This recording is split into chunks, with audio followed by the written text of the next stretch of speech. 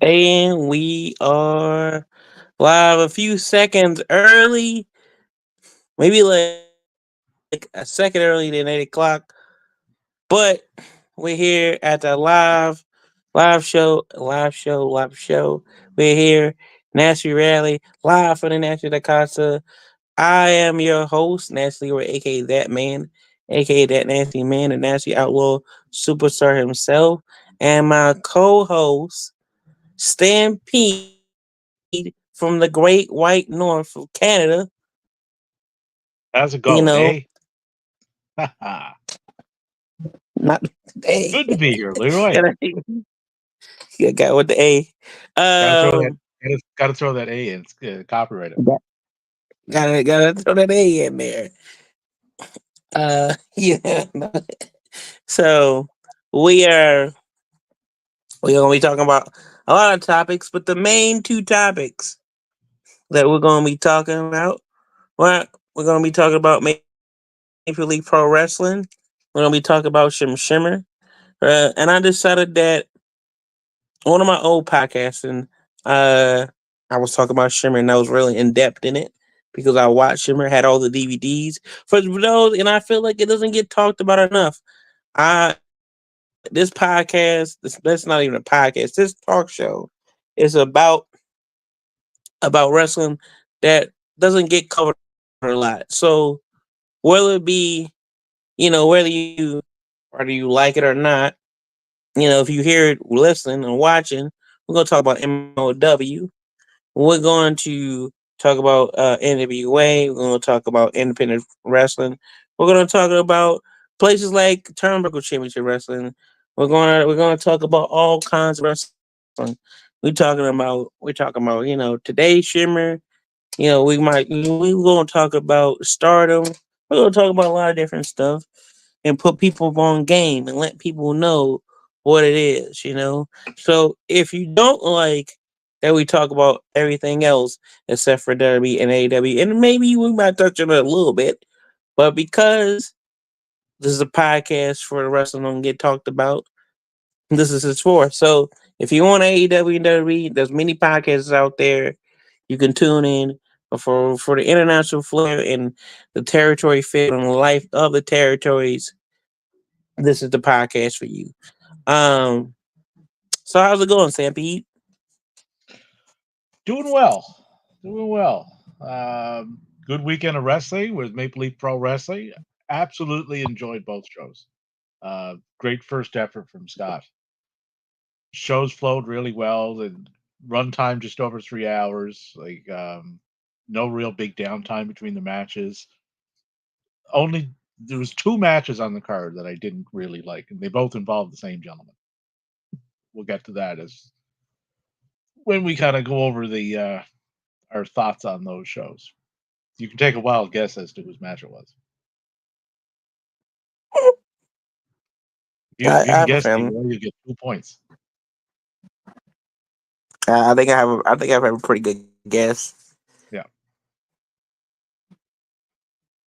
So, all right, before we get to Maple Leaf Pro Wrestling, I like to take this time to let's talk about Shimmer Women's Wrestling. Um, Shimmer Women's Wrestling, for those who don't know, started in the early 2000s, um, and it was a destination for a lot of women in wrestling. Matter of fact, the reason why, and talking to Dave Prazak, the founder and booker of Shimmer, and he had another booker, which is Steve Carino's sister, Addison Danger. Um, uh, but mainly he was booking the thing, and for those people who love women's wrestling and wanted to know where all the greats and future stars came from, this is where they came from. I happened to get my first couple of Shimmer shows, just like I had Ring of Honor shows. And back then, Ring of Honor ran in the similar buildings, I would say, uh, similar area. Well, I won't say the same building. They wasn't really running out the Eagles. Eagles Eagles club, but they ran out of Chicago Ridge, and being that that area is so rich of history of professional wrestling, um, this thing about it now, like you have who got well, this the name of few that came out of Shimmer was you had Lufisto, you had Cheerleader Melissa, you had Mercedes Martinez, you had Athena, you had a young up and coming what was her wrestling name back then? Davina Rose, better known as Bailey. You had Willow, you had Kimberly, you had Kaylee Ray come um out of there, if I'm not mistaken. yeah, Kaylee Ray, whole lot of Ray did a international run. talent, whole lot of Yeah. international talent like Kaylee Ray, Shaza McKenzie, Katie Slater, Madison Eagles, young Charlie Evans, that's now kicking ass on the scene right now. They're basically the who's of professional wrestling. A young Becky Lynch, you know, Saraya Knight, Soraya's mom. Like they had the squad. They had the squad. Cancer Ray, Andy Hartwell, before she was, had to take her bookings in Mexico. Tessa Blanchard.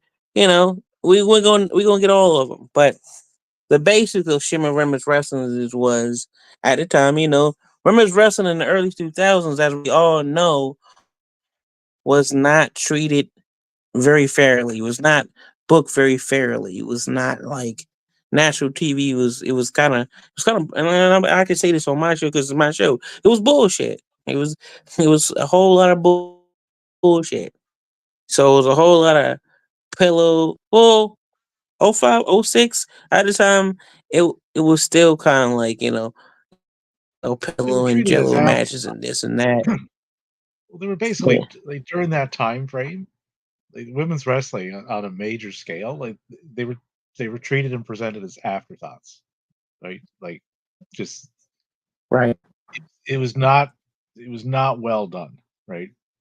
There was only one major promotion doing it, but um, places like Shimmer, especially in the states, women need that. Like they need a place to go and present their art and their craft, right? And so Shimmer was a very important promotion for a long period of time because the list of names that you went through there, that's just a tip of the iceberg of people that went through that promotion, right? And came out of it and are Yep. now, major stars, right?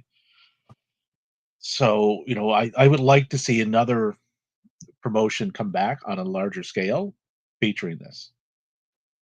Or maybe one of the major promotions dedicate a show a week to that. Like a rampage. A lot of people threw out the idea throughout its existence of making that a women's show. I wouldn't have had a problem with that. An hour dedicated Yep. every week. I would have loved I that would, shit. yeah,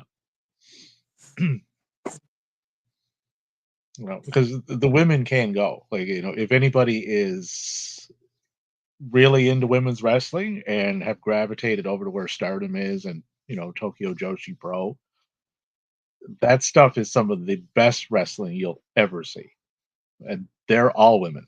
That's They're fact. some of the best on the planet, right? Bar none. So women in North America Thanks. can do it too. Don't have any doubt that they can't. Now, let me ask you this, Stampede. Um, who would you like to see do it? Like, who could you see do it? You know, You mean of the with the major land promotion, or to have someone run it? to somebody run it. They would Uh, have, they would have to have the financial backing to do it because it's a large undertaking. Like Scott is getting this one going up here in Canada, right? Maple Leaf Pro, but Scott has the financial wherewithal to do it, right? And he has the mm, connections. So you would need those two things in place, right? Otherwise, you'll likely just get toppled. You won't be able to survive if you don't have that. Because you got to be able to bring right. these people in. You have to be able to pay them, and you have to have enough connections to start booking shows and get it visible. So, as far as names to actually run the thing, Mia, not Mia Yim, Gail Kim would be a name that would jump to mind. Mickey James would be another one that would jump to mind. I think she would do a good job with it. Thunder Rosa would be another one, right? Because she seems to have a very keen interest in doing it, like things outside of AEW, bringing Yeah, she eyeballs to has different types of things. she has her own promotion and stuff. Yeah. So I mean, she would have experience in it. I don't know what her financial situation is like, but you would need someone in it, like to own it and run it, that has the financial backing. Right. You know, because I mean, look at Tony, right? Tony has that. AEW ain't going nowhere, and no one is putting him out of business. The only way he goes out of business is if he decides to shut her down. So Yep. you're not gonna land someone on his financial scale. I don't think, because Nah, that's I would. a high scale. What I would say is like get somebody that they would have to get enough money to open it, but it would be an independent thing. You know. Uh. So that's what I would Yeah, say. yeah. Like I'll bankroll this, and you guys get it going. Right. That's essentially what would have to So take if place. Stampede gets into some money, you know what it is.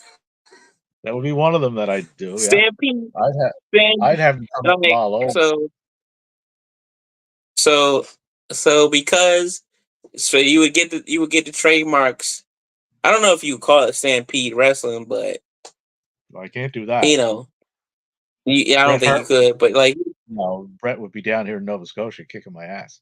But yeah, you don't want there, that. So you would get something like you get something where you get a good name. I think you could think of a good name. Have them coming from all over yeah, I'm fairly creative. and I'm pretty sure everything. I could come up with something that would grab people's attention. Yeah, But it and would you. be presented in a way like the Athena match and Giselle Shaw match. Like Oh it would be yeah, that type of like that type of wrestling, right? Or the Mayu Yamashita and Giselle Shaw match. That style, right? Don't treat the matches and the booking of them and the presentation of them any different just because it's two women. Do it the same as if you do it for men, right? And it's going to come off better because those two matches, that's the exact feeling that I got from them. Because there's a I there's a there's a match like, and I must say this publicly, so I want people to know that if this match happened and it don't happen at my show, just know that I know you took this shit. There's a match that I've been wanting to run a long time, like ever since I seen them lock up, and I think pretty much nobody's really gonna do it because they're scared to do a match like this. And my match that I think would be doing like so. I already have the first card like laid out. And I got some good stuff that I like, and I think everybody else will like. It's different. It's traditional, but it's not traditional at the same time. So it's like it's it's not. Most people know if I run a show, they think, oh, he's gonna have hardcore stuff on there. I'm gonna wait till the second show for that shit. To be honest, yeah, I ain't ready for the first show to be me pulling that shit out. But there's one match that I run that NWA never ran, and any promotion never ran, and I'm surprised they never ran it. It is a women's dog collar match, and tag teams, a tag team dog collar match that I would want to put on is the Renegade Twins versus Pretty Empower, the Pay Sisters, uh, you know, um, going at it. I was gonna do it. I would have done it like Kenzie and Ella because I thought they was a tag team for sure, for sure, for sure. But they didn't broke up, and which is crazy. because I thought they was good together and like yeah, but Well, they broke it up, put them never on really worked. if they broke up, put them on opposite sides of the chain. Yeah, if they broke up, I still like so I would still run the match. Don't get me wrong. I would Yeah. run the Renegade Twins versus Pretty in Power. I think what I would do is like I would have them like in a I would have them in like on the I have them on the opposite side and have like a strap match or like a no disqualification match or something like that. So but just know that if I or me and Sam P get in the money, though, that I'm gonna put my name in that. If me or Sam P get in the money, know that in and I on my show, and in matter of fact, since I'm getting in the money, if I get not only a show, it'll be my promotion. I don't know what I would name it. I guess me and Sam P would have to brainstorm because I need other people to, you know, think about it creatively. I give half of the stuff when I think about it to him, ownership to him. Uh, Especially if I have the money. And just know that women's wrestling will be a part of it, and not only it will be presented like it will be presented in any different than any other way. Like you said, that hard hitting style. That you know, I'm just You gonna know, say it right now. This you know this what'd be straight, funny? huh? You know what'd be funny? Would be If we funny. call it the Women's Wrestling Federation. I don't know. I don't think that's trademark. I don't know. Well, well, sound out those call letters, Leroy.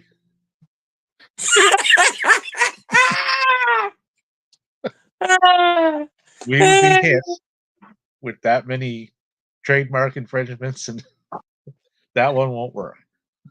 That won't work. No, that one won't probably won't fly with certain people. We'll have the wildlife people after us, and we'll have the entertainment people after us. But For real. something to that effect, something like that. Something like that. They'll have women Right? in Yeah. there. Uh, it's definitely what they don't say as promoters. They don't say it as bookers. I'm really a booker, and I know I'm a booker because I'm a promoter too, and I'm gonna promote my show when it comes up. But I'll tell you this: as a booker, it's tough because then you want to. It's so many people that it's not. It's not only this. I don't think personally. It's so much talent that I want to bring in for the show first show, but you can't. You only got so many spots. It's like I've had to tell that to recently to this people. Like there's so many people that I want to put on the card that are like Yeah, a lot of talented that people, I have like.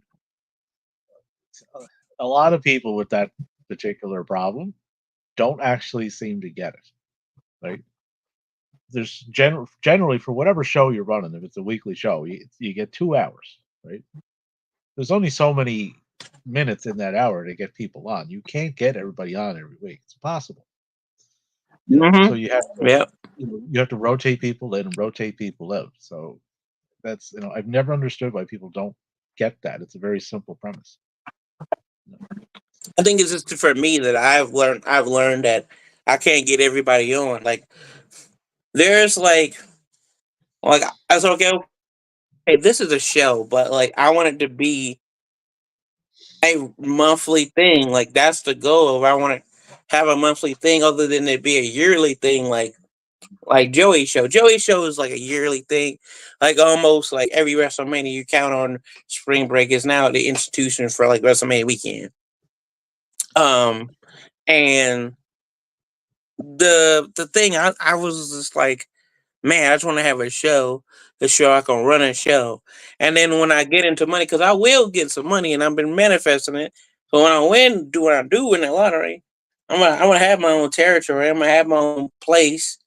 You know, I've been looking at all kinds of buildings and all that kinds of stuff, and like I've been doing my research and stuff. It's like it's just like damn, bro. It's like this shit is like it's not just hard, but it's like hard to tell people like, bro, I got you on the next show. Like I think that's the hard thing for me it's the hard thing for me to tell people like I can't get you on this show, bro. Uh, Yeah, see, I but have no problem with that. I think that because I'm such a good guy, I'm such a Yeah. good dude, See, as we work people. well together because I'm the opposite of that. Yeah, he'd be like, oh no, you're not on the show. Like, am I on this week? No, No, he's like, no, just quickly. no. Why not? Because you're on next week's show. Okay. Anything else? Short and Like, sweet. here's your bullet points for what you're going to say next week. Go figure something out.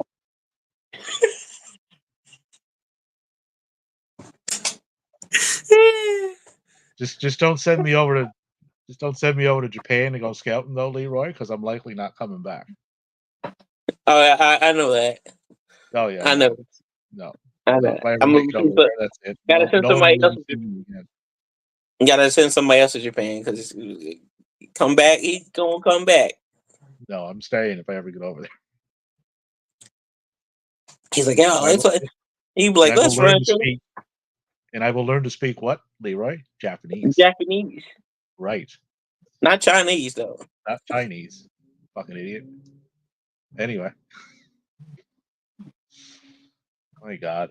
But whoever we would, but for these companies like if another one pops up, I would most definitely, I would look at whatever roster they have and who they got coming in. And if I do have them under contract, that would be paramount. Say, okay, you, and you. I see something in you where you can go and learn from people over like in Stardom or Tokyo Joshi Pro or places like that, right? Sendai or Seedling, any one of them, right? Go learn, get in the ring with them, right? Because if you do, like that's what some of the best education for a wrestler that they can probably get. You would know better than me. You're actually in the ring, but Mhm. as a viewer and a fan, I noticed that with the women, and I noticed that with the men that do go over there, right? Like Anna Jay get over there. Master Slamovich, she did a few matches over in Tokyo Joshi Pro. Amazing stuff she did over there, I right? mean, got really better. So Yeah, like I know, and she was good to begin with, right? But when she came back, I noticed, is okay, you picked up some stuff over there that I'm liking, right? hmm Wheeler Yuta, like Wheeler Yuta went over to the best of the Super Juniors, right? So there's another one. Even Mike Bailey. I mean, Mike Bailey is one of the best wrestlers in the world, he was right? already good. Yeah, he was already good, and he came back even more better. But he came back better, like after that best of the Super. So like any young wrestler, if you're listening to this, if you get a chance to go over there, even if it's only for months, like take it, man, because I've never seen a wrestler come back worse. Leo Rush, there's another one, killed it over there in Japan, right? Ace Austin, another one. He was already good, and he got better. That's was just Yeah, what's yeah. It's just just saying. that's what attracts me to that. It's just like the culture of it and the dedication and like how precise they are, and it's just I just find that really intriguing, and I would love to you know in, for wrestlers to on this side of the pond experience of that and then be able to present that as part of their craft, right? It just would give everybody a better product, across the board. There's no way it wouldn't. So, but yeah, for an all woman show and an all women's promotion, I'm all for that, man. Give me more of that. Absolutely.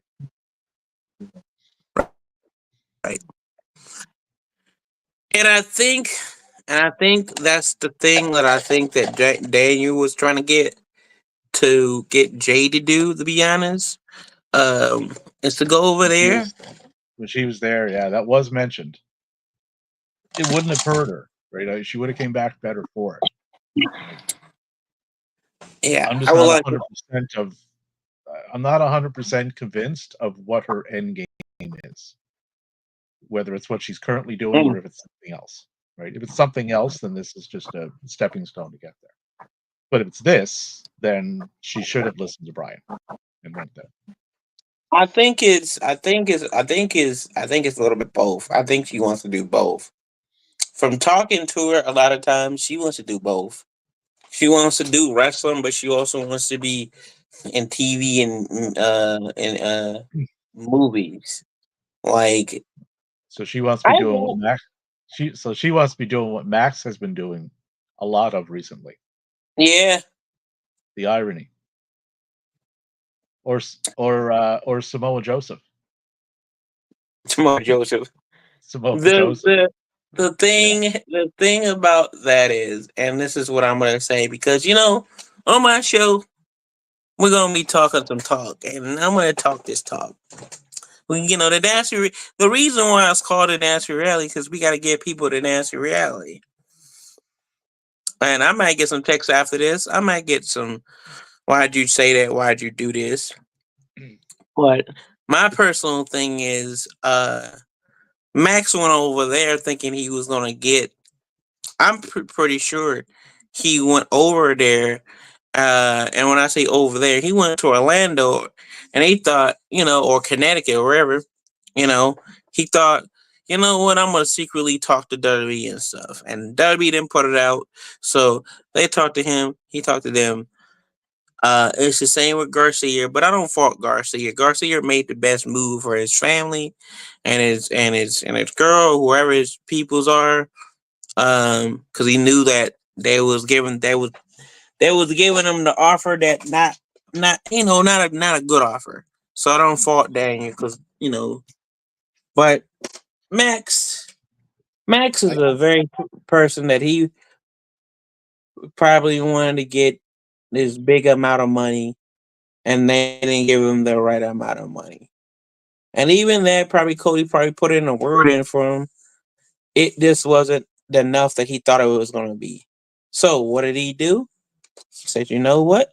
I'm gonna continue to train and do my thing as I go back to AEW because that's what he was like. You know what? Since they're not gonna have you none, Tony will." And I think he kind of knew that he was gonna weigh his options out, and then that's when he decided to get the tattoo. But you know what, people, when I say shit like this, and this is when I say it, they say, "Oh, Leroy, you're bitter, or you hate him because of this particular person. Oh, you had a bad experience. Relax, or stop bringing it up." No, I just know what kind of person you are. When not only it's not just a me thing. I kind of got over that. Like once you do me dirty, and I see your rap bags of colors, I kind of don't want to fuck with you anyway. So once you do me dirty, that's not here or there. Like I just back you off. Um, once he decided that he can't get what he want over there, and he knew that Tony loves him being over there. He likes him being over there. So he says, you know what? And he like people don't know this. I already know how much he was getting before. He was already getting a hefty check. Now I'm not gonna say numbers because it's just recorded, but I know how much he was getting. He was getting a hefty good check over there. So what did they do? What did he do? He said, Tony, I want more money. And Tony, being the good guy that he is, that he knows Maxwell's talent, he said, all right, I'm gonna give you the money. well, Max reminds Now, me of like character wise and how he presents himself and how he takes the character like beyond just what we see on Wednesdays or Saturdays. Like if you see him out and around doing whatever, he's the character. Right? He's living and breathing it. He reminds me a lot of Flair, like back in the '80s. Not as extravagant. Like Flair was really kind of over the top in some of the stuff that he did, but he lived and breathed yeah, that character. Like he became Ric Flair, right? That was the character overtook the person, right? But even the way Max will run his matches, right? He, he's a very, very well-rounded guy. Like he's a complete package. He can talk, play heel or face, at a top level. He can deliver in top tier matches. Like he can hang with anybody that I've seen so far. And that's throwing out names like Danielson, Osprey. Like he toe to toe, right? Did not look out of place, right? So I can understand him saying, I want, max out this contract as much as I can, right? Leverage it Leverage it however you want to, Max. You were smart to do that. Where he goes after this one is up. Who knows? Right? But I think for right now, he made the right move staying where he was. Now, I pretty much know, like I said, I know the figures. I know how much he signed for. I know how much he's there for, and I just have ears to the AEW streets, as we're going to call them. Uh, and because I'm not in those AEW streets, I got my ear to him. People be telling me, and like he's not there for long. I would say, even that I know it, I'm gonna give the guess still, even the guess. We're just gonna say guess 2 3 years, right? We're gonna say 2 3, two at the minimum, three at the max, right? So, um, whatever he does in those 2 years, cool. He's still young. He's still a young competitor. He's still got time in his career. Like, um, Yeah. Well, he's 28, so if he signed for 3 years, he'd be 31 coming out of it. He's still in his prime. mm-hmm. So, Like, he had a lot of prime years left at 31. If that's when this yeah, contract would be up, so he'll be fine. Regardless of where he goes money wise. He's what in yeah, 2 movies, possibly three this year. So in 3 years' time, that might be more of his focus. You don't know, right? Like this could, that other we portion of what don't, he's doing yeah, we don't, that we could don't really know. take off. Yeah, I haven't seen him on the screen yet, so wait and see. But like I said, if that really takes off, well, wrestling might, now be more not so much the back burner, but working in conjunction with, you know, this new career that he now has, right? That wasn't really in place, a year ago. So it's an ever evolving Right. situation with him, anyway. And people that are watching this, I'm gonna just say this.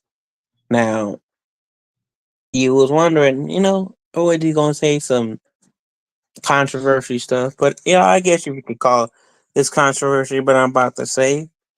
Well, people ask me, or they always say why I'm like this and why I always talk about them.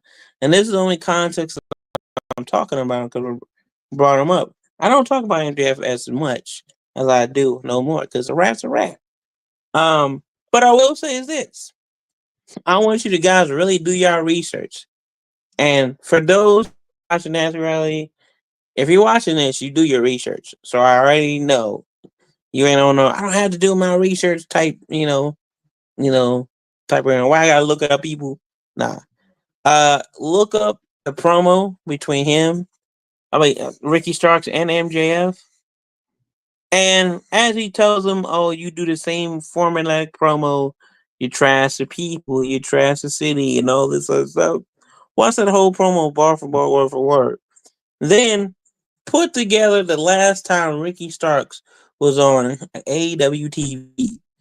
And why do I say that? It's because the simple fact is MJF the character and MJF the person are the same, pretty much.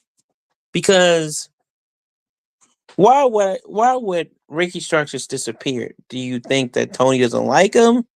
Nah, I think Tony loves him. Matter of fact, the fact is that you know MJF started to use his little bit of leverage that he has in the locker room, and he said to Ricky, since Ricky don't want to do, he wanted to be at the tag team. He didn't want to be in that tag team, but he was in that tag team, being a good worker that he is, being a good, you know, I would say Renaissance person that he is.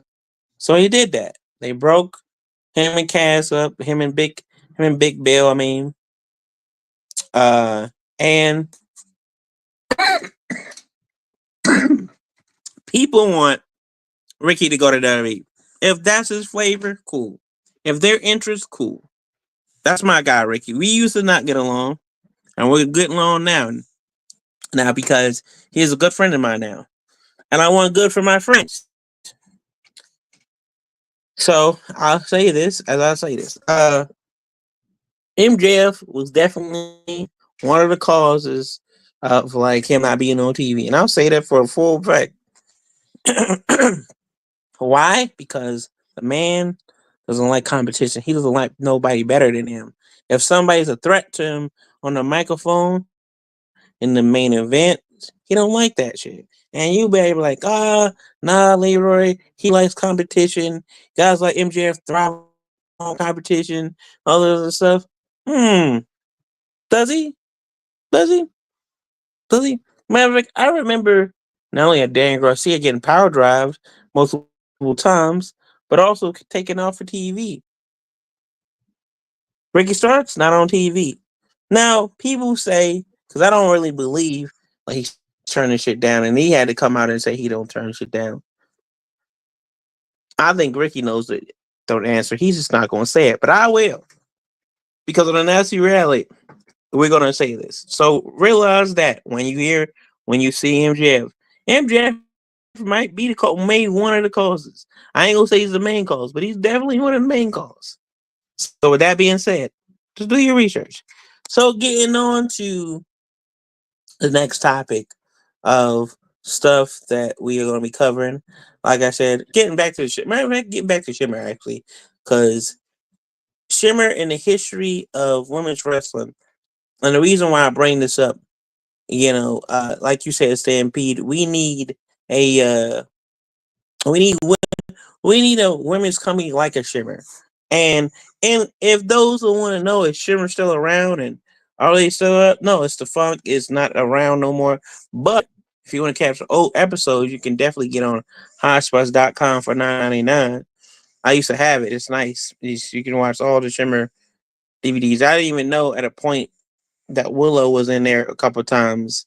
I didn't realize it. I probably watched her and didn't even realize it. So I want to say that getting on to that point. So, you know, Athena has that Joshi style, and she learned that Joshi style, that hard hitting style from Shimmer. She had to get in there with hard hitting women. She had to. That's why I want like Ann and Jay. I want the Renegade Twins to go from a place like that so they can get better. You know, anybody that knows me knows that I call the Renegade Twins that the version of the Briscoe Twins. I call them the Briscoe Twins actually.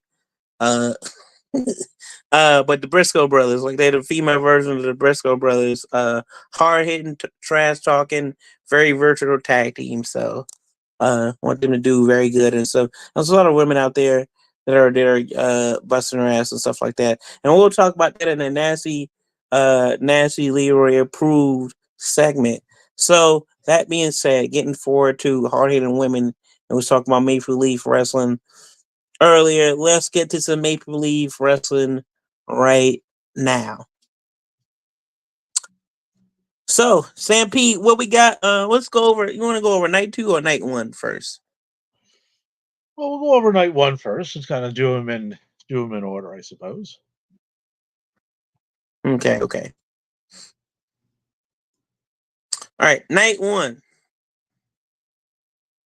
Hold on. I don't even know where my note is. I don't even know where my notepad is.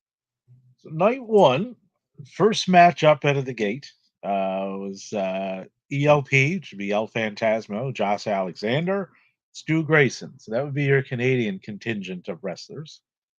Going up against Alex Zane, Rocky Romero, and Trevor Lee.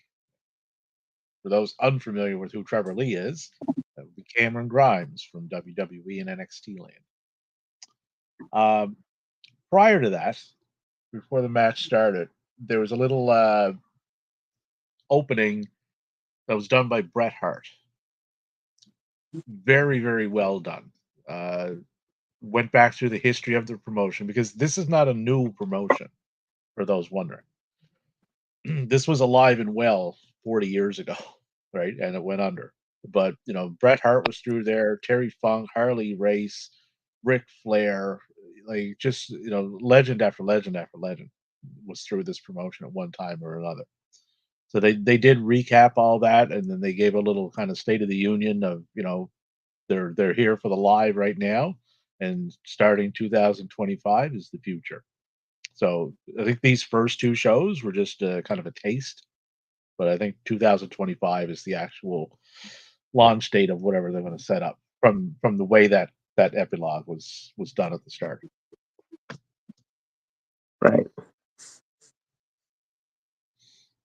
And no better person to do it. Like, who champions Canada, over his career more so than Brett, right? So good choice. I'm glad he signed on to do that. Opening Right. match though delivers. This was very very enjoyable. Good back and forth. These are veterans too in the ring, right? Like Romero and Zane.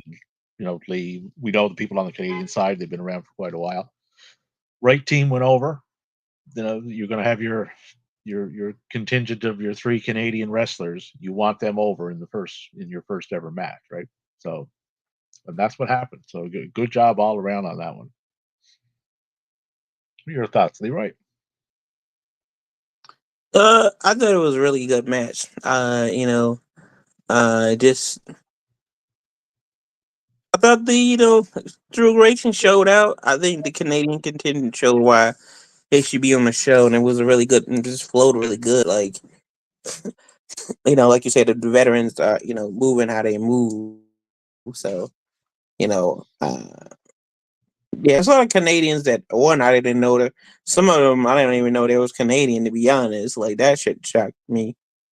Like I knew Stu Grayson was Canadian, but I didn't know pretty much some of them was Canadian. But yeah, it was good Canadian wrestlers, good quality. So all in all, good match. So Yeah, no, I really really enjoyed that one. Your boy was up next. QT Marshall against Bhupinder Gujar. yeah, bro. I think I've seen looking him up. I was not too familiar, but I think I've seen him before. But I couldn't tell. But he was on a couple TNAs and a couple Impact Wrestling. So back in the day, so that's how I guess I know him. But all in all, it was QT's gonna make people look good. They're really making this guy like they're one of their top baby faces. So I respect it. I like that. It's different. It's a different baby face and stuff. So you gotta like the fire, the comeback that he did and stuff, and the selling that he was doing and all kinds of stuff. Like he had some good stuff. I understand. I never understand. I was like saying to myself, I don't know why they never put him in on TV. But like I said, you can make anybody look good. So I was just like, all right, let me see after this shit, after the night two and shit. But we'll get to that. But it was good stuff. QT's always being Well, QT and QT stuff, the never natural gets heel that the he is. yeah, QT never gets the credit that he deserves as far as his in ring work goes. Not the most flashiest of guys, right? But he's extremely solid. Right, he can work with anybody, right? And he does play a very good heel, and having Harley with him, the way they've used Harley Cameron everywhere she's been so far has been remarkable. Like she gets it, right? You can tell just by looking at her and listening to her, and she's definitely putting the work in behind the scenes because what she can do in the ring at this early stage of her career is remarkable, right? Like she's going to be an absolute She be star in there. training.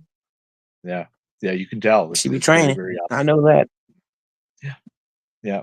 Yeah.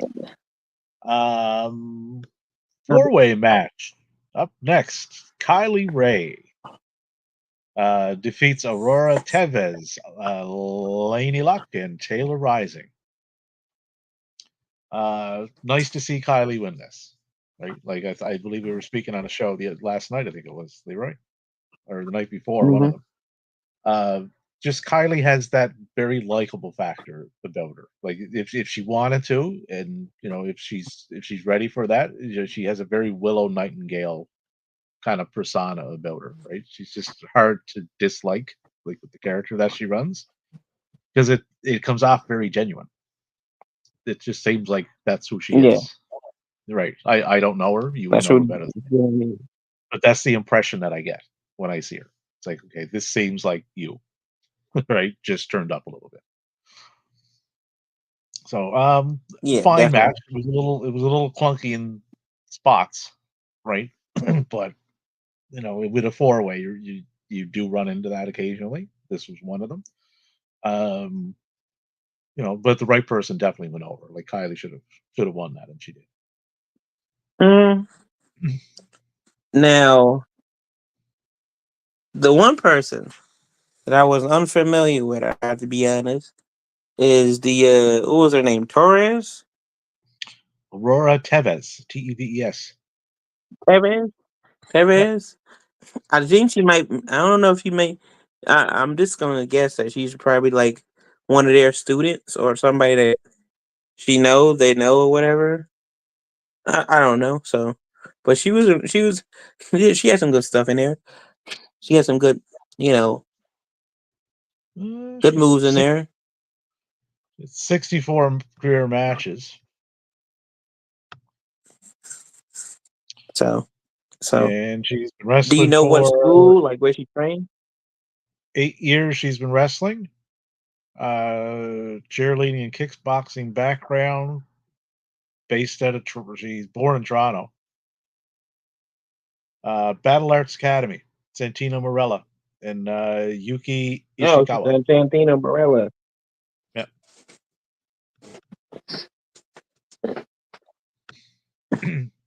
But individually, Yeah. like So when I got to see each person kind of doing their thing, they all impressed me.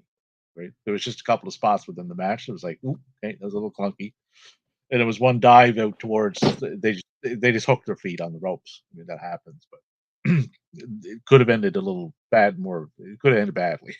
The ladies outside caught her. So. But individually, when I would see them wrestling, just doing their thing one on one, each of them looked good in that respect. yeah.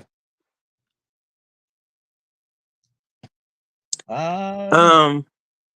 we had our tag team match for the IWGP Junior Heavyweight Tag Team title. Newly crowned jet setters Kushida and the always impressive and much potential Kevin Knight defeated AB And a Prince member and and a member of El Boom A Fight Club. Fabusto Rogue Squadron, consisting of Rohit Raju and Sheldon Jean, and Brett Banks and Johnny Swinger. Johnny Swinger. How old is Johnny Swinger? Been around for a minute. And he's still there. He's up there. 49. That's actually one of my first. That's actually one of my first few trainers that I trained with.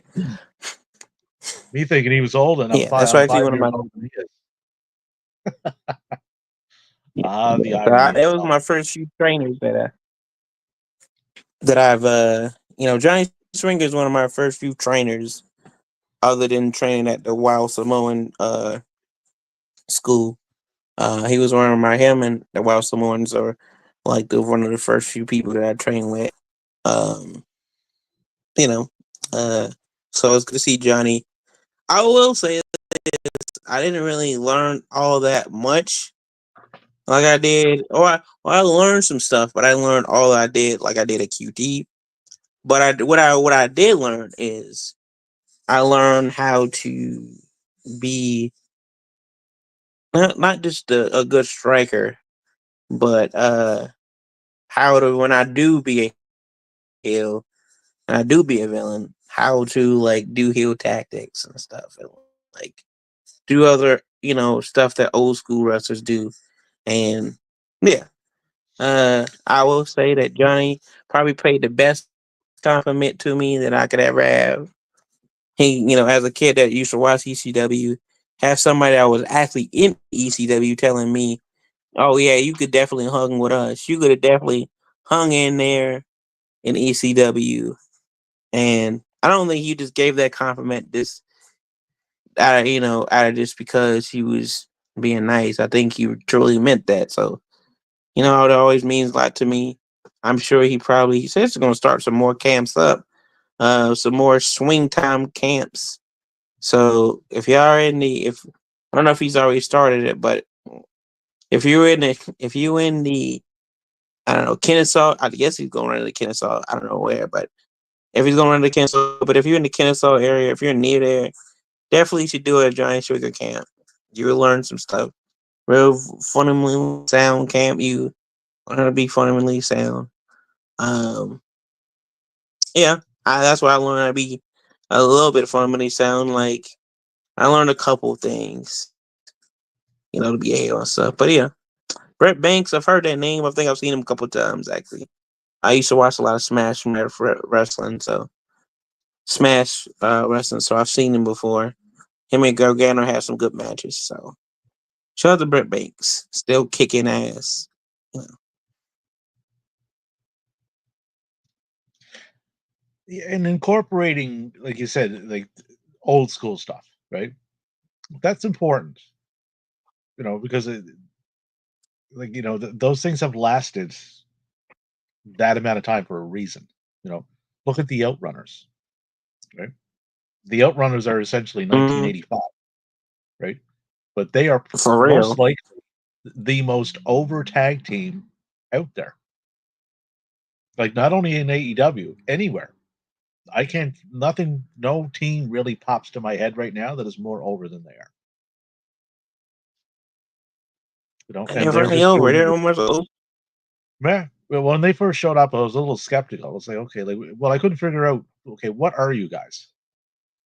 Are you a nostalgia act? Are you a comedy act? Like, are you like what are you? Right? And it took them a little while to flesh it out, but once they did, it clicked. And as soon as I looked, I said, okay, I get it. I get it. You're the guys I was watching when I was 15, right? And it took me right back to that time, and it puts a smile on my face. It just I really like that. People are saying slap the belts on them. Let's not do that yet. Just enjoy the ride, man. Enjoy the ride, people. Let them get there. Enjoy the story. And yes, enjoy the ride. Enjoy the story. Like, you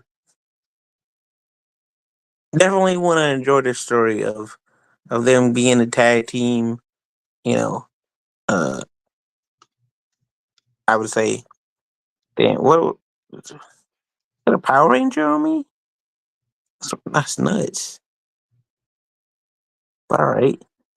Just wanted to see what my camera thing was like. All right, Power Ranger. But yeah, enjoy the story. The Outrunners are good because it's simple. It's like their gimmick is you know what they are. And but I'm really saying it's simple because not a lot of people have simple gimmicks, but like it's simple. They got good moves. Like anybody would want to take those. Sometimes, As a wrestler, anybody would want to take those moves and stuff. A couple body slam, a power up. Stuff like that. I think the reason why they have that reputation of that having is because they're easy to work with. A well, biggest sometimes compliment that simple a is wrestler. yeah. Well, sometimes simple is better, right? Mhm, Like I know we're getting a little off topic here. We'll get back to the MLP show in a sec, but um, Mercedes Monet, just as an example, right? That move that she debuted at Wrestle Kingdom against Kairi Sane, that it takes her six things to finally get to the end of it, right? Her finisher, mhm, too complicated. There's too much to it. It's too clunky. There's too many things that can go wrong, right? But what she's using now, right? The Monet maker, whatever she calls it, it's simple. It's effective. It works. It's proven, right? So it's just little tweaks on things, right? So it's like sometimes simple is better. Just keep, like the old saying, right? Kiss, keep it simple, stupid. mhm, And that's what the Outrunners are doing. They're just keeping it simple. They're doing their thing, and and it fits them, fits their look, fits their persona. It just fits. Right? So, right. And then moving right along, it's though, just we had the moving right PWA along. Championship Grail title match vacant. So the winner of this was going to be that champion. Rohan Raja defeated Jake something for this one. This very, very good match. storytelling in it was done really, really well, especially like focusing on Jake's hand and arm and shoulder and the whole thing. Smart, right? Because he's a big, strong, Now, powerful ain't you just guy. Stampede? What did they have? Did they have a vignette to set up? Did they have a vignette to set up the story and give you some cinema action? What for the match or the Yeah, championship for the scram? match. No, Did I they didn't build need. it up? I didn't need one. What? Okay, these two gentlemen have been picked to fight for that particular belt title. It's like, okay, get it. So this is going to be who's better. Right? Like I don't need So you I saying don't that need was a the story? 15-minute vignette and like a month of build to figure something out. That's just me though. Hmm. Mm, Interesting. right. You know, they build it in the ring. They storytelling in it in the ring. It's crazy. It's a weird concept, isn't it?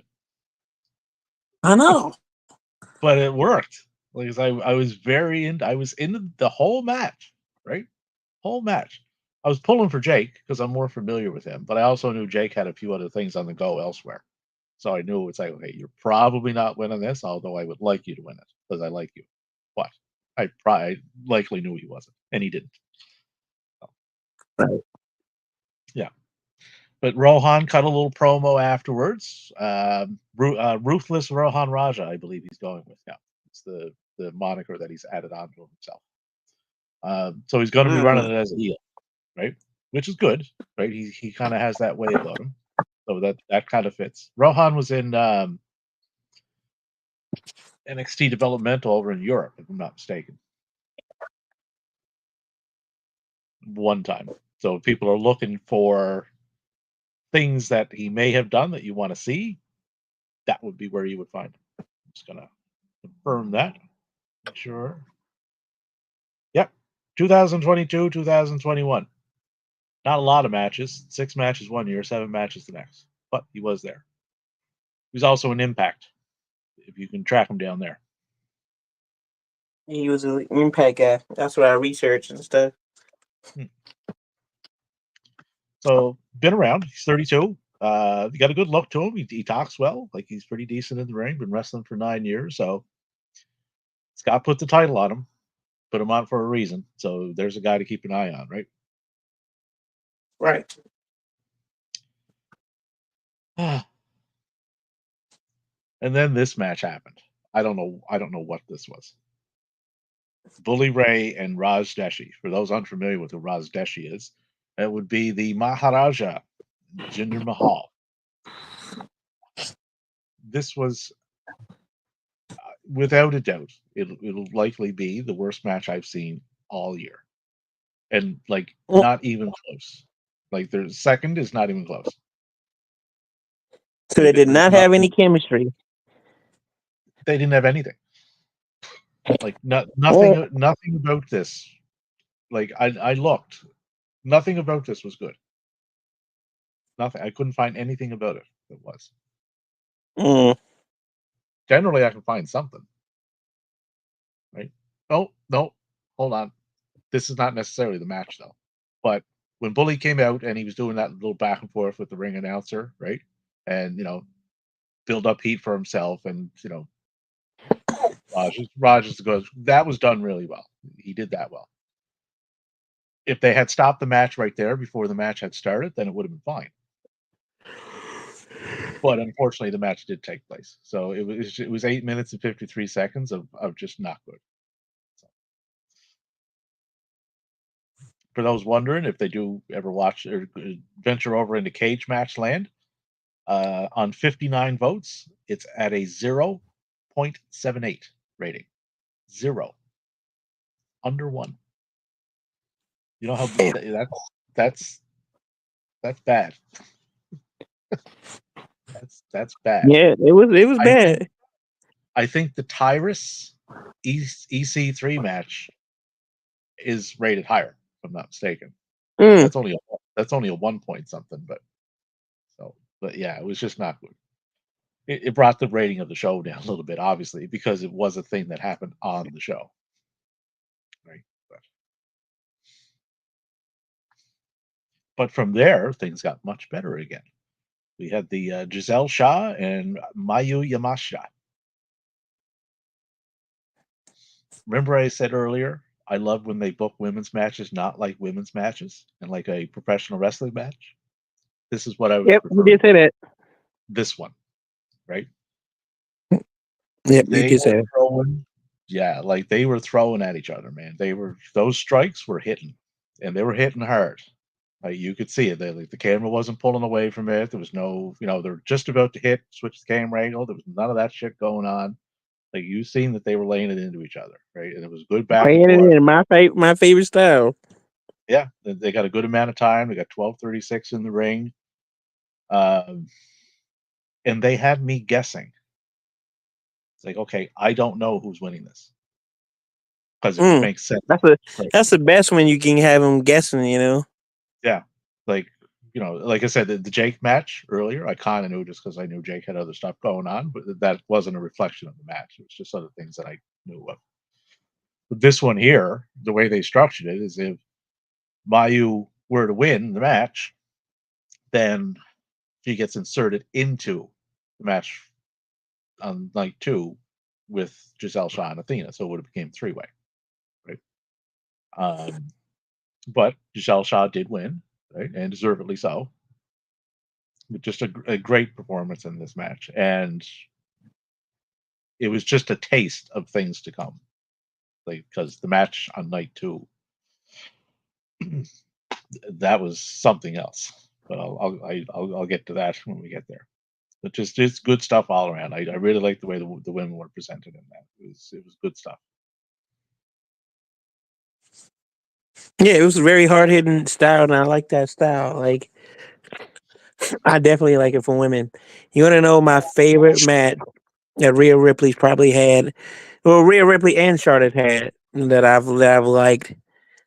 Um, it was the now they've always had kind of good chemistry, but the I forget where it was. Maybe it was in Orlando or L.A. or whatever. But it was Charlotte and Rhea Ripley for the title. I think for the WWE title, if I remember correctly. But that match, Rhea was landing in, Charlotte was landing in, and it finally looked like Charlotte had somebody that she can lay her strikes in because I think she likes more of that physical style too, just like her dad. um, Rhea Ripley laid it in, so I do like when women have that physical style. That's why I love the Renegades because they just have that physical style. If you're a physical style kind of wrestler, not a stiff wrestler, but you're very snug, you'll be making a fan of me, especially women. So hell yeah. Next match. And what a match this was! My God, Inosuke Takeshita and Mike Bailey. These two guys are two of the best in the world. Full stop. Right? Anybody that doesn't realize that, then you probably are not quite sure what you're watching or how to watch it. Right? Like they delivered on in every like I knew who was winning this for obvious reasons. Takeshita just got that title. They're not taking off of him, and they're not going to put it on a guy who is currently under TNA contract, given what they're currently involved in. That's not happening, right? But this match, like it was start to finish. It was just balls to the wall, man, and like hard hitting, back and forth, fast. Just they were pulling out moves that I wasn't even expecting. Like just it. I keep a top 100 list of matches for the year. It evolves as they happen. If you're good enough, you make the 100. If you don't, you don't. Right. This made it to number six. Like that's some heady company to be in there. Not for Takeshita and Bailey. Takeshita's in there a couple times already. Right? But just to give you an idea where they're at, Swerve Strickland, Brian Danielson, Will Ospreay, Pac, Adam Page and Swerve in the cage, Brian Danielson, Zack Sabre Jr., Mike Bailey, Takeshita. And right below that is Michael Oku and Ospreay, MJF Ospreay, Strickland, Will Ospreay, Io Sky, Utami Hayashishita. There we go. That's the category that match is in. Just phenomenal, phenomenal. And then the great list of people that's in. Hey, Yeah, like except for that's in MJF. the best of the best of the best. Like, you know, for the WWE crowd that's going to hear this, no, there's no WWE matches in my top 10. Punk and Drew is my WWE match of the year. It's in the mid to low 20s. Don't know what else to tell you. Phenomenal. That was a phenomenal match in his own right, too. It's just the more promotions you watch, you're going to see more top tier matches. So it's harder to get to the top. Best as I can describe that. But all in all, this, like I said, outside of that Bully Ray disaster of a match, like this show flowed really, really well. Like just enjoyable start to finish. Bully Ray match did bring my rating down a little bit for it, but I did give it a 7.5 out of 10. So good things for this promotion is coming up. Like I'm really looking forward to it. They got a market up here in Canada that is crying for professional wrestling. Like that is based out of this country, and this is the ticket, right? The only thing Scott got to do now, get it on TV, get it on a weekly show. There's channels up here that'll do it. Right? Yeah, I'm pretty sure they will. All right, next match. What we got going on here? There was no next match on Saturday. That was it. Okay, no, but my bad. Yeah. The next night Didn't have the main event. I'm not doing the dark matches. they got dark matches there. They did have dark matches, yeah. You didn't know that? Okay, no, what was the dark matches? How do I know this? And you're in the industry, Leroy. But I don't know there was dark matches there. I'm just some guy in Nova Scotia, Canada. I didn't even know they had dark matches. One sec, I'll get you the dark matches. Dark match: Psycho Mike defeats Raj Singh. Classy Ali defeats Bryce Hansen. Those are the two that they had on night one. Okay. I know of Psycho Mike because I used to watch Smash Wrestling. Um, I've seen him a couple times, so shout out to him. All right, night two. Night two. They had two dark matches. We'll get those out of the way now. Brett Banks and Bryce Hansen defeat Johnny Swinger and Raj Singh. And in the other dark match, Taylor Rising defeats Aurora Tevis, the aforementioned. I will say that I like me some Taylor Rising. I've seen her in NWA, and she's pretty good. So I like that she took the Doe Triple H name, because that was Triple H's old name. For those who don't know, so Close, terrorizing. yeah, she's Yeah. about to, yeah. Yeah. Get a little in there. That was a bad name. There's a lot of bad names back then. That was one of them. Mm-hmm. Terrorizing? Like, really? That's the best you got? Mm-hmm. I don't know whoever named them in WCW. Oh man, they had some bad ones. Oz, right? Vinny Vegas, like Diamond Studs. Like, just it's an endless list. You could probably make a list of like 50 at time. But yeah, some of them. Well, they were bad. All kinds of places they were bad. Like Mantar, the Man Beast, whatever the hell that was. Right? The Goon, is another one. Like MVP, Abe Knuckleball Schwartz. Remember that? Brooklyn Brawler. Yeah. Yeah, like there were some bad names. First out of the gate on night two, though, was it was a 6-man tag team match. Aiden Prince and the Jet Setters, which consist of the Kevin Knight and Kushida, the IWGP Junior Tag Team Champions. They defeated World Junior Tag Champions. Rohan Raja and Rohit Raju. Once again, just a good, energetic opening match, right? That's what you want. Get the show off to a hot start. And these crowds, very hot. Like they were into Hmm. this. Right? They were alive for all of the 3 hours. Like they didn't let up. Both nights. I don't know what the attendance was, but it didn't matter. Like however big that crowd was, they sounded 10 times more than what was probably there. Reminded me of a crowd, like a cross between a TNA crowd on a pay-per-view and a Rev Pro crowd. It had that kind of feel to it to me. So it was good stuff, but another good opening match. Like, very, very solid stuff. Next up, we had El Ververso, who defeats Classy Ali. This was for the QPW Quatar title match. So there was a title change in this one. El Reverso is a new champion on this one. Solid match, not overly great, but did its job, entertaining, right? I'm not really that familiar with these two gentlemen though. I would have to look into them a little bit more and kind of see what they're all about. Right. Me too. And then we had a tag team match of Well, two. you know what? Before you go into that, Sure. I do like Rahid Raju because I know I've called one of his matches at Fight Forever, and I'm familiar with him. The Mokusin Mamamoo. That's just one of Oh, but those the other guys. nigga. Yeah. Oh, those guys I'm familiar with, but the El Reverso and the Classy Ali, I'm not familiar Yeah, I with think those. they may be Cam Man guys. I think they may be from the dojo.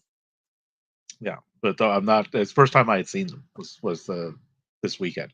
So, oh, but just two more guys to put on the radar. So if I see their name now, I know it's like, okay, I've seen you before. I'm going to check you out again, see what you're doing. Right? So they got that enough of attention of me for me to want to do that. So that's what you want. Kylie Ray and Mayu Yamashita defeat Harley Cameron and Laney Locke. I rather enjoyed this match. This is the second win this weekend for Kylie. So she was presented quite well this weekend. Right? Uh, Harley continues to impress though. Like she was in there trading shots with Mayu. That's not to be taken lightly. Like Mayu can dish him out, man. Mayu gets in there with men and will wrestle and hold her own. Leroy can attest to that. He would have. You probably seen some of those live. I would imagine. Have you? Over here for sure. Yeah. Yeah, like Mayu is a one tough individual, right? But just I seen another her kick. enjoyable match. And I heard her kick the shit out of Danny Jordan at an MOW taping. So yeah, Yeah, yeah. But and the thing with this is, it's like they got 9 minutes 26 seconds in this match, right? But it was the way in which they were presented, right? Very credible, and just go out there and do your thing, right? And they were allowed to do that. It wasn't just a go through the motions, don't hurt, don't get hurt. It was none of that. Like, I love the way Scott took those women out there and presented them. Same thing he did in TNA when he was there, right? The TNA women's roster always had a very good reputation of how they were presented. So it looks like he's following suit here. So if you like the way the women were presented in TNA, you will probably like how they're going to be presented in this promotion too. So if you're on the fence of checking them out, you like women's wrestling, there's another reason to check them out.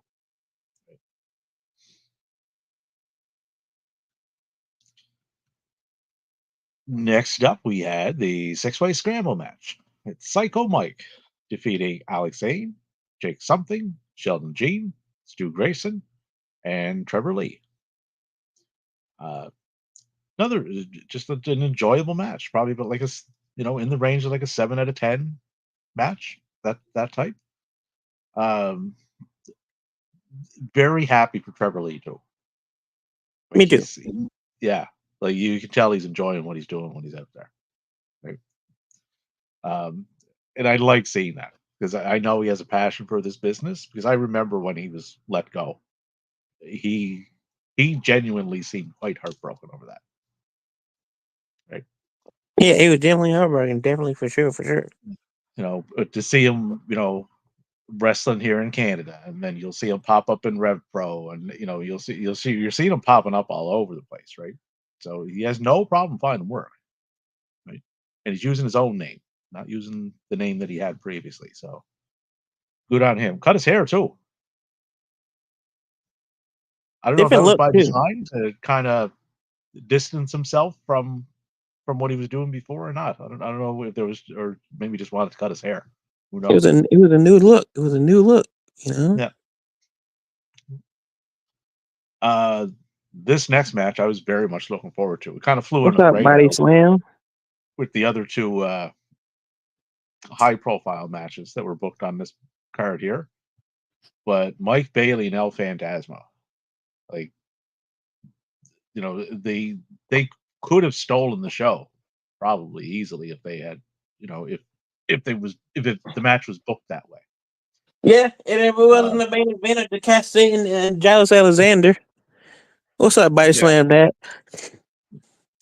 but just two professionals who've been at this for a while, going at it.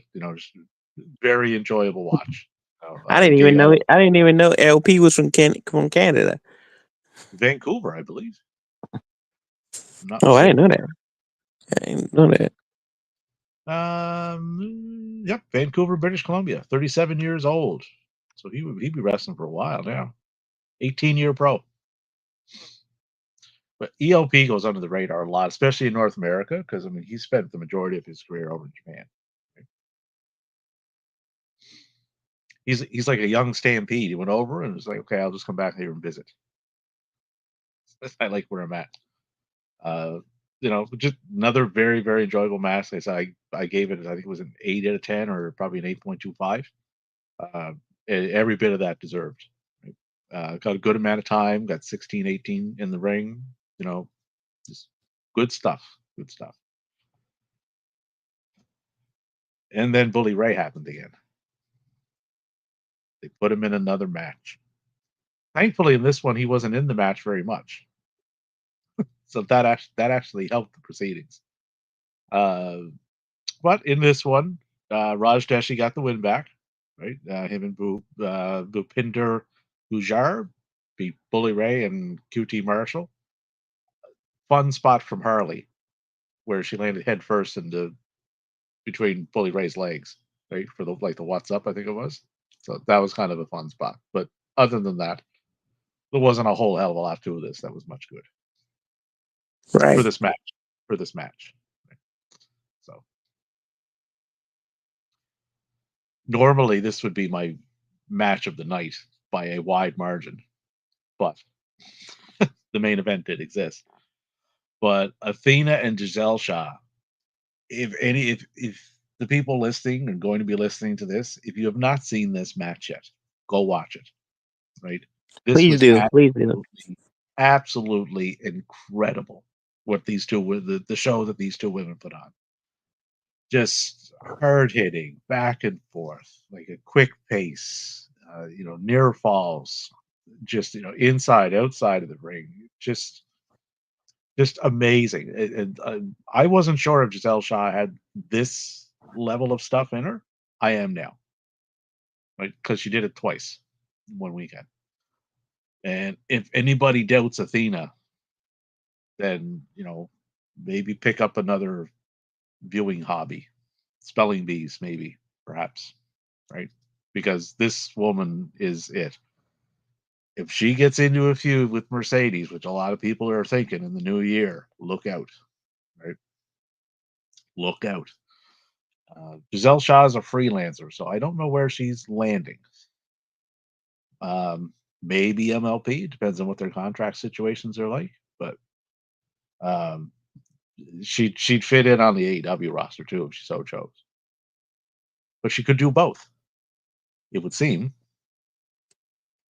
she could sign with AEW, and apparently she could still work MLP dates too, because this And that's show a was possibility. Yeah.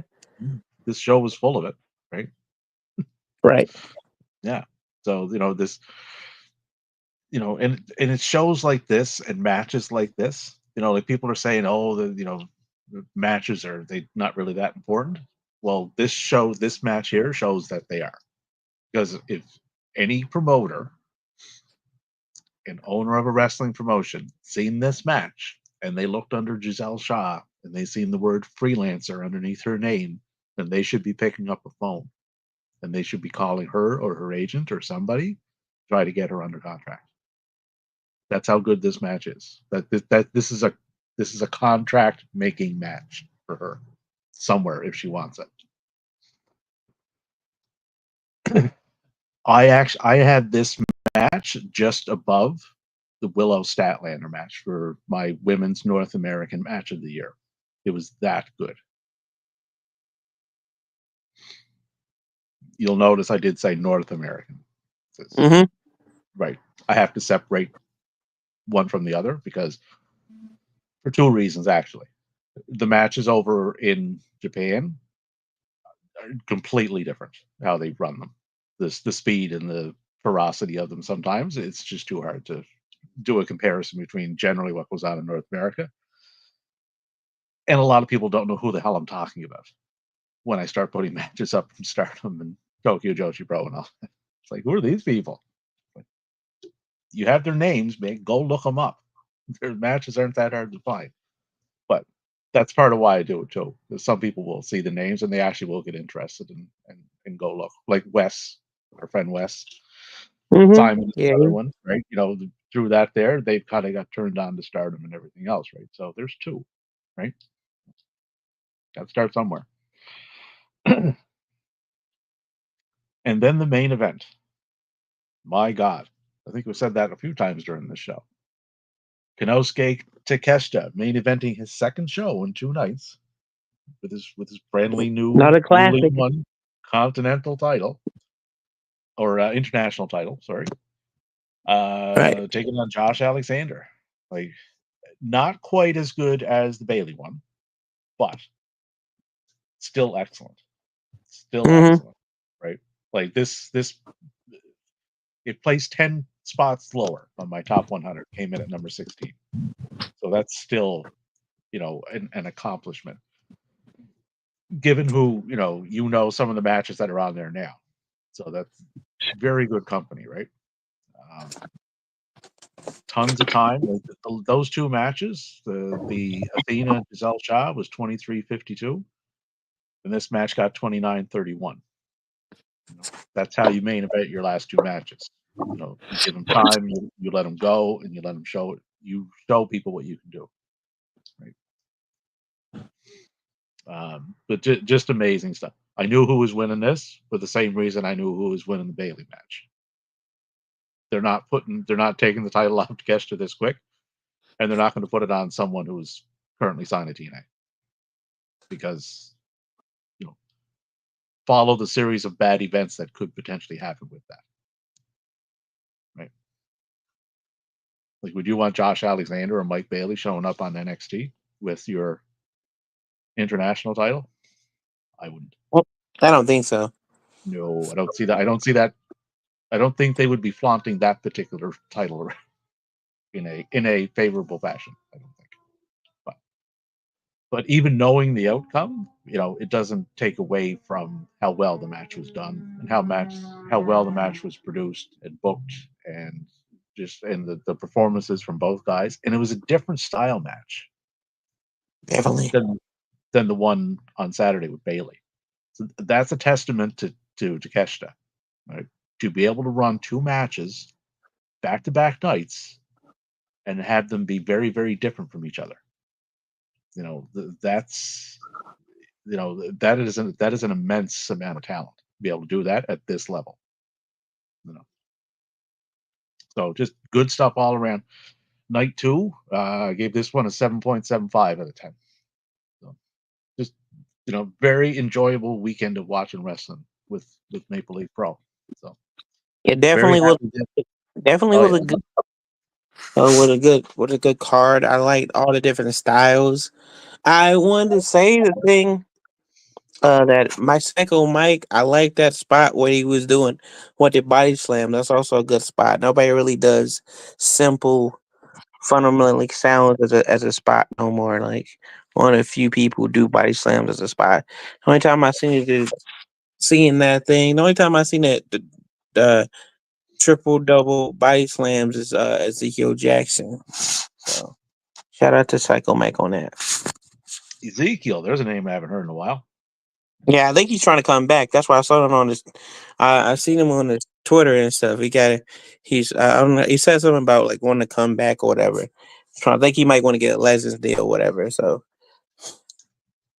Hey, he's what, 46 or 47? around there, yeah. Yeah. Yeah, he looks in good shape though. So I mean, He probably can do another run. You know, yeah, yeah. I mean, nothing wrong with it. Like he wants to get in shape, get in ring shape, do a little tour of the Indies, do a little tour of that. Nothing wrong with that. Nothing wrong nothing with that wrong. at all. A couple of things I do want to speak of the show though. The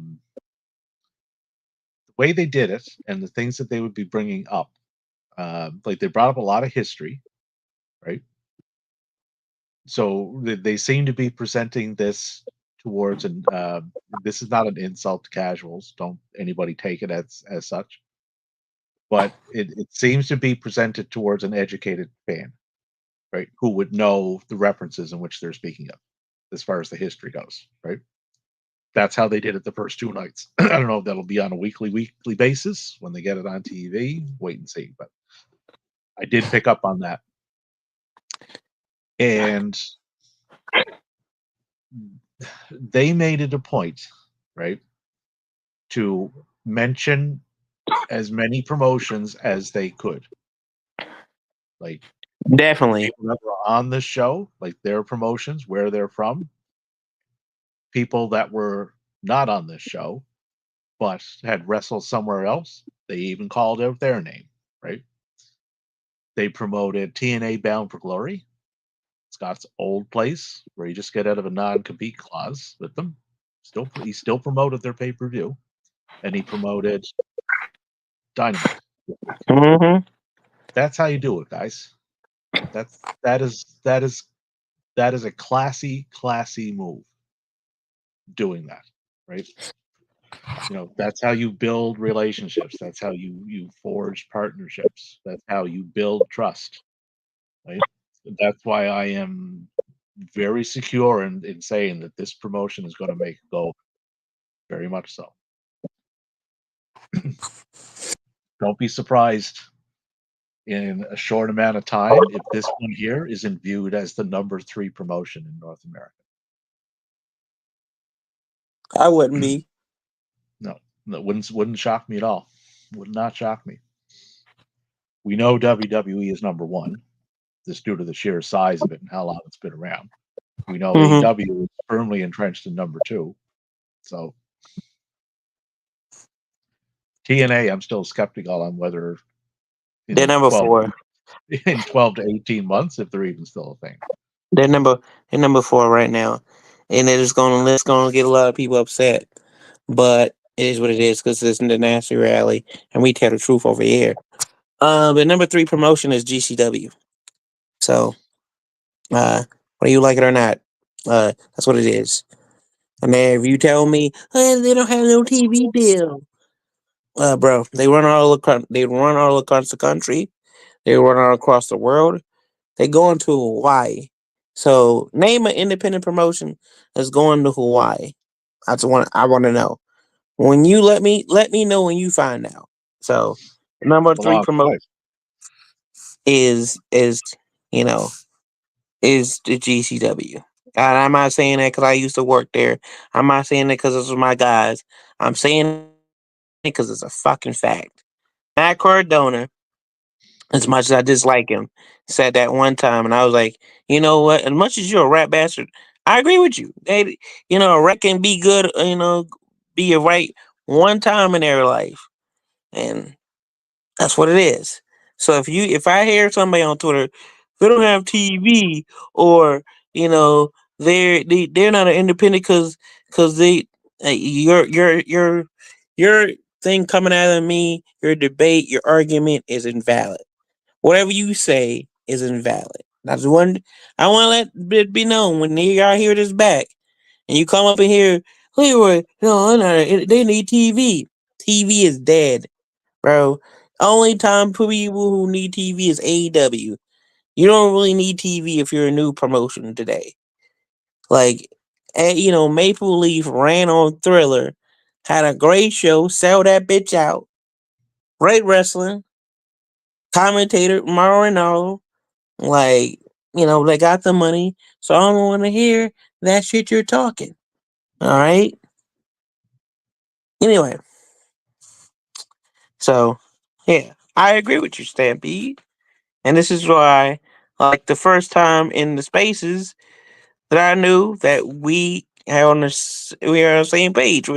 We we're we're the same, but we're similar. The same thing in our points. We have different points, but we agree on the same thing, and that's why the show's gonna be working. So those are the standings. So with that being said, you want to say something, Stampede? Um, no, but I mean, you and I do work well together. Like, there's some things we agree upon. There's some things we don't. Like, I don't agree that GCW is the number three right now, just due to the fact that they're not on television weekly, because I think you do need that to get the visibility out there. That is not a knock on GCW. I like GCW very much, but I do still think TNA right now is still number three. But I also think that after their little partnership here with WWE, I don't think they'll cease. I don't think they may be a thing anymore. And it's the So sad part, bro. It's the sad thing. yeah, that's just speculation on my part, based on what WWE was going to try with RevPro, because this seems very similar.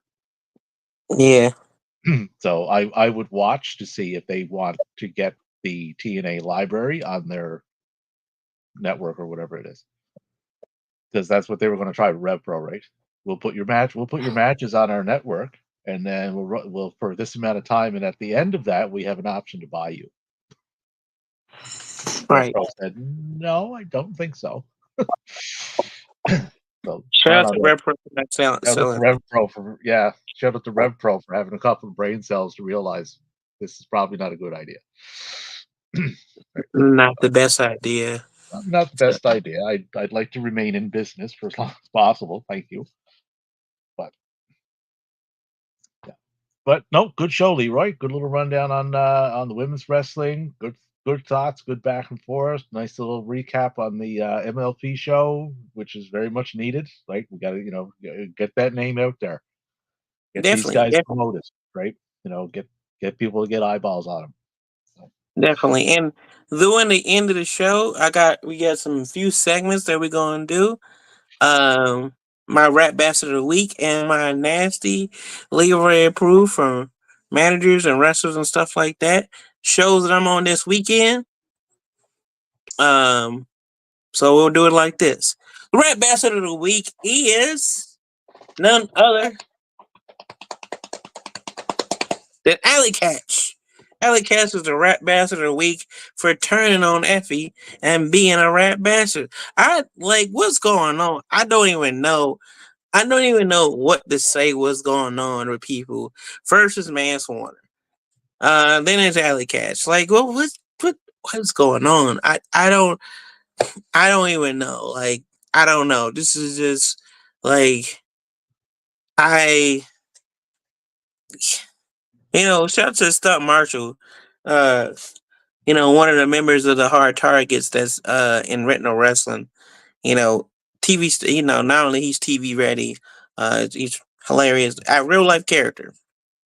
He said, "I wonder when Effie's gonna turn on somebody because he be getting turned on a lot, dog. And this is like, out of all the people, if you told me Alley Cat was going to say, I was like, nah, bro, I don't believe that shit. So, yeah, real rap bastard move. Like, at all the time, like, y'all was together. Like, Allie, you did good stuff. After you get this stuff, y'all came together. I seen y'all coming together on GCW shows. Um, But yeah, just that's I can't wrap my head around it. Like I knew she was acting different, like these on Beyond Wrestling, but I thought that like was just her, you know, that competitive spirit against the Nomi girl and stuff. I can't think of her name right now, but um, yeah, it's crazy. Uh, the the Nasty Leroy approved silver approval I have going on is right now of the week, the month, the year, whatever. But for right now, we keep it at the week. Carmen Michaels is the Nasty Leroy approved ring announcer, and also Nadia Hunter is the um um both of the Nasty Leroy approved. If you are a fan of wrestling, you like to study wrestling, and you like to see great ring announcers, Carmen Michaels is a real good ring announcer. He's a good commentator. I've been on a lot of shows with him actually. New South Turnbuckle, we've been all over the Southeast, all over, some GCW shows. He's a really good ring announcer. Like, I literally tweeted, and I know we don't do this for everybody. I tweeted WWE, hey, WWE, hire Carmen Michaels immediately. I should have tagged Triple H. I'm probably going to tag Triple H after we get off of this thing. But, like, yeah, he's definitely that one of them ones. Stampede, well, I was seeing some stuff if you want to look him up, too. Same thing with Nadia Hunter. Nadia Hunter does. She started doing the Nightmare Factory shows. That's how I found out about her. But she was doing the Nightmare Factory shows. She does stuff for Deadlock Pro Wrestling and Ashe Wrestling, Darius Lockout's promotion. Speaking of promotions, uh, another promotion that's nationally approved that you should check out. If you take my word for whatever it's worth, if you want to take my word, check out Ashe Wrestling. Ashe Wrestling, black owned wrestling company. They're in Charlotte, North Carolina, wrestling city, a wrestling town that is Charlotte. They got some fire ass roster members, and they're using the people that are really good that don't get talked about that often. One of those people is Darian Bankston, who I will always say is the man out here, who is one of the best wrestlers going today. Uh, Not only he can wrestle, he's not one of these. Man, that's the thing. He's not one of these technical wrestlers that can just wrestle and have no personality, no sauce. He got all the sauce and personality. So definitely check out Darian Bankston. Check out Ashe Wrestling. Their shows are $10. Their streams are $10. So there's no way in the hell why you can't be like, yeah, I don't have money for $10. But if you don't have money, get a friend, and y'all watch it. Y'all pay it, and y'all watch some Ashe Wrestling. Those are my promotions and and then one wrestler, another wrestler. Brady Booker. They used to be in NXT. He's out there in Turnbuckle Championship Wrestling, lighting it up. Dude's got a if I had a promotion, and if I ever get a promotion, he will be signing my promotion if he's not signed already. Which I think he is because I have connections. I can't be letting that out. But yeah, shout out to Brady Booker. Book him on your goddamn shows. What's wrong with you, promoters? This motherfucker looks good. Motherfucker can talk. He has a good look. I don't even understand what y'all going on. Like, he's a good brother. And So I got a few shout outs myself here. go ahead. There was a show on Sunday, New Japan Pro Wrestling, Royal Quest. So, guy to keep an eye on now would be Robbie X. He just recently joined Bullet Club, which is an interesting little development. So that shows that they're kind of expanding over into RevPro land, it would seem. I'm all for that. Probably a good tie-in to just a guy I want to give a shout out to because he has lived and breathed this promotion for a long time now, which is Zack Sabre Jr., the brand new, fully minted IWGP World Heavyweight Champion. If anybody ever deserved to win that title, it's him. So huge props to Zach. He's in 40 years of watching this great industry. He's likely the best technical wrestler I've ever seen. Just amazing stuff in the ring. Yep, him and John Gresham. Yeah, if you haven't checked out Zach before, like YouTube some of his matches. If you can't find them, message me on Twitter. I'll get you some of them. It's just amazing stuff. Amazing stuff. And the other shout out I want to give is a guy that got a lot of flack about a year and a half ago. It's David Finley when he first took over Bullet Club. The progression of this man, he had a match Sunday. It was only a minute and 14 seconds. It was a non-title match for the, um, but just the progression that this guy has made in the last 18 months is phenomenal. Both character, promos, in ring. Like, he should be Oh, applauded with the work that he does. So he got shit on a lot when he first took over for Jay, and deservedly so at first because they tried to carbon copy and paste Jay, and that wasn't going to work because you can't replace Jay White. That's just not happening, right? But David found his own path, and he's making this his own now. So good on him, and good on the people that run in New Japan to notice that and pivot. So good stuff with that. Really looking forward to Wrestle Kingdom this year and also Wrestle Dynasty the next night. So the build for that continues with the World Tag League coming up in New Japan. I believe that's starting end of this month, going all through November. Stardom also has their tag league coming up. Hate seems to be pairing up with Bullet Club too. So they have a joint show coming up in November, Stardom and New Japan. That's co-booked. So that'll be a um, co-run pay-per-view. So you're going to have talent from both. So check that show out too. That's all I got for now.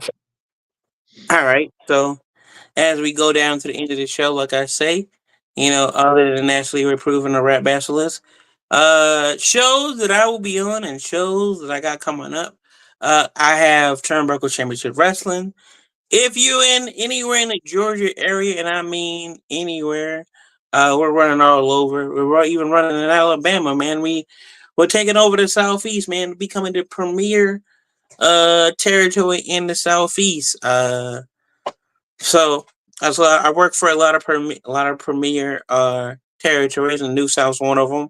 So pretty much right now we just doing New South and Turnbuckle for right now.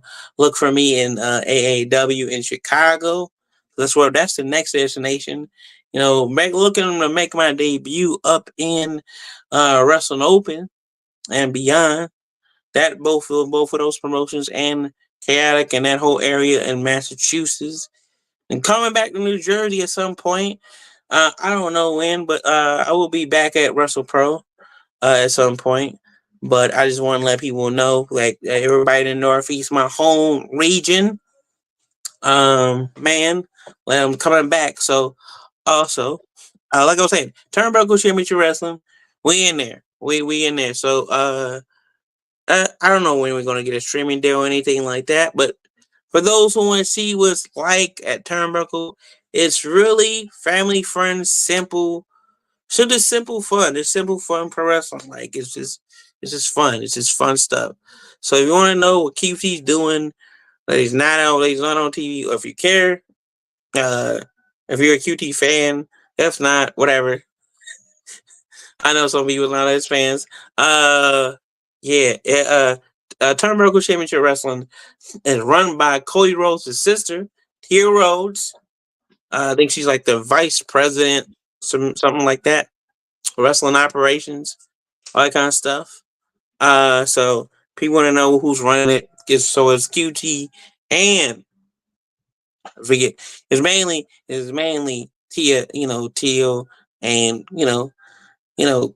I'm not gonna say who else runs it because they're gonna be in the man's DM. So I'm just gonna say the Rose family runs it. So yeah, definitely check that out if you're in the Georgia area. If you're in the Huntsville, Alabama, and you listen to this, tickets are all coming on this weekend, so you can see that man in person. You can see myself.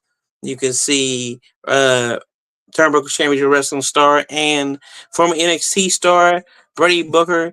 You can see Elijah Drago. You can see all the stars of Turnbuckle Championship Wrestling that are, we making the waves. My boy Parker Lee, who is really, and I'm not saying this, and I always say this because telling me, I said, I'm not saying this because you're Asian. I'm saying it because you move like him, you float like him, and you're just so charitable. So check out Brady. So I would say Brady, but also Parker Lee. I may say Brady, but yeah, check out Brady. But Parker Lee is definitely the modern day version of Rickety Dragon Steamboat. We got Angelica Riz, who's the current reigning and defending title match ladies night out champion. She's going all over the country doing her thing.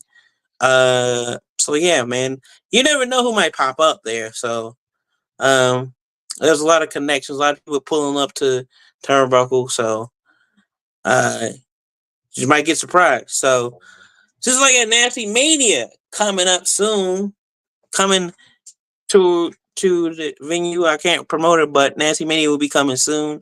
It is in the works. Um, but Nasty Mania, we're gonna be having good cards. You never knew who might get up there. I have some surprises. Like the card is full. Don't get me wrong, the card is full. But what you don't know is I have some surprises for everybody. So, you know, you just have to wait and see. Wait to see all that. Check all my socials. My Instagram is official Nasty Leroy. My Twitter at Nasty Leroy. And to get this fly shirt, the flies in the game, the most comfortable merch in the game, that Nasty Leroy. That man t-shirt, Nasty Leroy t-shirt. Uh you can go to brainbustertees.com/Nasty Leroy. And also you can get the Nasty Hottie coats. And now up. It's been now. I've been talking to my guy and it's up. You can now get the Nasty Team jackets. So if you've been wanting to rock a Nasty Team jacket, it is now up on foyerwear.com. Click my character, my avatar, whatever you want to call it, and you can go to the merch thing and you can go get those silk satin. No, not silk. Satin jackets. So that being said, the freshest, not only the freshest and the flyers, you two can be looking clean, while the haters looking mean. So with that being said, we're going to take this in, and we'll see you next Tuesday on the National Rally as we're giving And everybody. yeah, I'm just going to do a shameless plug here before we go. Go ahead. Tomorrow night on the Spaces, Carlos and I, Carlos from the Block, as I affectionately refer to him as, we'll be doing a post show for Dynamite, approximately 15 minutes after the hour. For those wondering, yes, that is me sitting in the chair in front of the burning house. And match just announced for the women's four-way winner to face Mercedes. Anna Jay versus Hazuki versus Koguma versus Trish Adora. Winner gets Mercedes at the pay-per-view in California in December for the IWGP Women's Strong title. Other than that, that's all I got. You catch that on Carlos's thing. You can follow him at where can they follow you at? Like where can they follow your socials, your Twitter at? On me, Twitter, David ROBER 7174 on the Twitter. All right. So that being said, as you know it's going down, catch me this weekend, like I say, again in Huntsville, Alabama. I'll be posting it on my socials. I think it's called the place is called Yarded Up. But catch me at Knoxville, not Knoxville, my bad, Huntsville, Turnbuckle Championship Wrestling. This weekend, Sunday, 4 p.m. You can see me at WrestleMania, New South. I will, I might just have to pop in a match or two. I will be wrestling. I don't know who I'm gonna be wrestling, but I'll be wrestling somebody. But the main point is, I'm going to get Tony Evans. I'm going against Tony Evans, that rat bastard who's been screenshotting and doing attacking my friend Donnie Primetime Janela, and I don't like it. And you ain't gonna attack my friend and get away with it. So just know that if you see this, Tony, if people see this and you be like, yo, Jared Nash is gonna jump in there, you goddamn right, I'm gonna jump in there. Cause you're gonna get a cold dose of a Nasty Rally. And just like the show, we give in the wrestling world a cold dose of Nasty Rally. So tune in next Tuesday Same nasty channel, same nasty time, and we out. Fuck those rap bastards. Fuck Matt Cardona and Tony Evans. All Your right. favorite wrestler. All right. See you guys. Thanks for watching. Thanks for tuning in, and we'll see you next Tuesday. Stay nasty, my friends.